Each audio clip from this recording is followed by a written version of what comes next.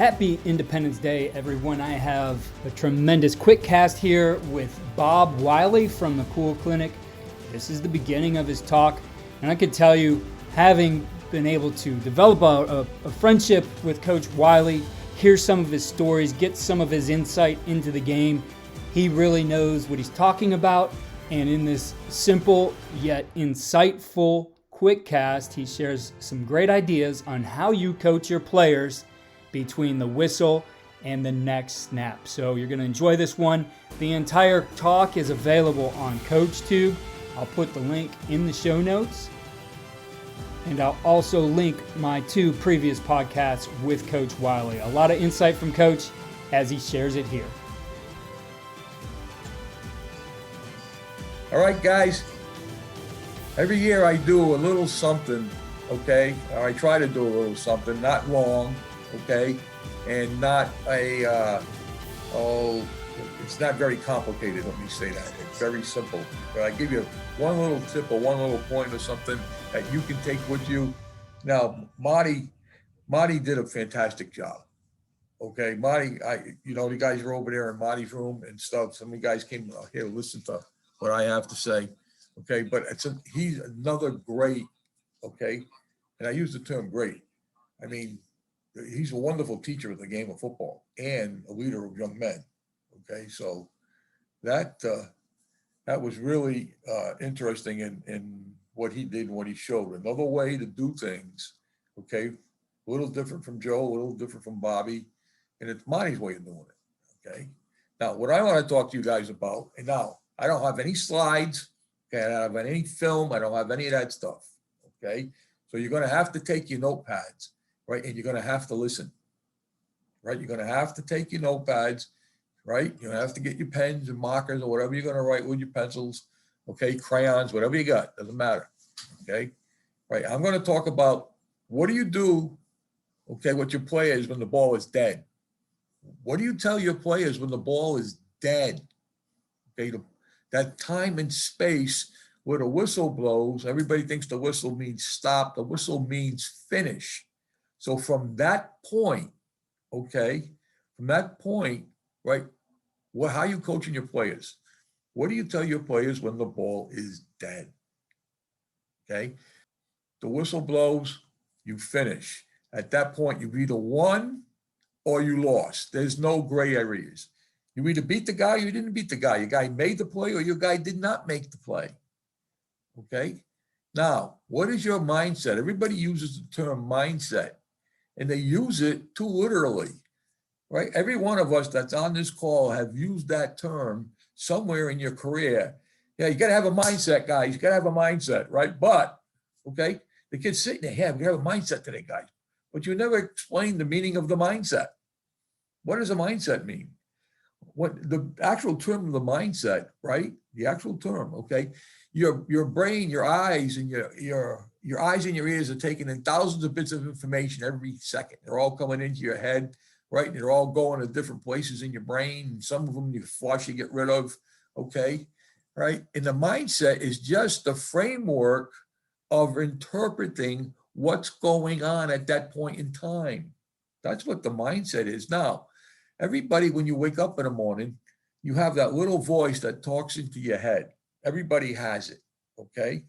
And you hear that little voice all day long. Do this, do that. Don't do this, do that. No, don't do this, maybe that. You get that stuff, all right? That little voice, you have 2 mindsets in the same little head, right? You have a growth mindset, right? And you have a fixed mindset. The fixed mindset is based on judging. You're judging somebody or something, okay? I didn't hit a quarterback. I didn't get the audible. I didn't see the safety. I didn't have a snap count. I didn't hit a line call. You're throwing somebody else under the bus, okay? You don't want that player in that fixed mindset, okay? That player in that fixed mindset is going to get your ass fired. That's what's going to happen, right? Eventually, right? He's going to get somebody hurt, right? The quarterback or running back, you're going to get your ass fired. Right, so you need to get that player from that fixed mindset into the growth mindset. The kid in the growth mindset, okay, is going to say, whoa, I messed this up. What did I do wrong, right? How am I going to fix it? How am I going to get better? What did I do wrong? How am I going to fix it? And how can I get better? How can I do this better? Okay, that has to, right as the whistle will, either won or you lost. What is the kid's mindset at that point in time? Okay, so now it's okay to be mad at yourself if you missed it. Okay, if you messed it up. Okay, that's okay.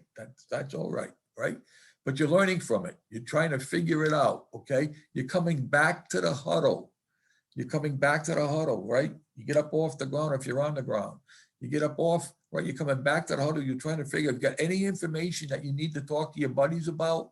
You can talk to your buddies on either side here or on the other side. Doesn't matter, right? Exchange information. Communication is 80% of the game.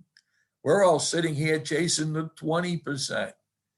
Okay, we're chasing 20% of what's going to happen. The miracle play, the miracle technique.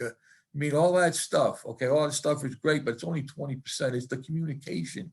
That's what's going to end up winning the game for you. Okay, how you guys communicate. But anyway, we're coming back to the line of scrimmage. You're trying to figure out what happened. You got information, right? There's a point in time. Where you need to get rid of the last play. Right? You need to get rid of the last play. Where is that point in time? When does that take place for the player? The toughest thing for the player to teach the player is how to stay in the moment.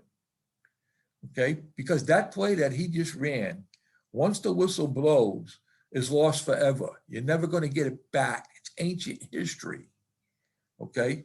The next play, okay, you don't know what it's going to be. Okay, you don't know what crazy dumb play is going to get called next. Okay, right? The only thing you know is what's going to get called right now.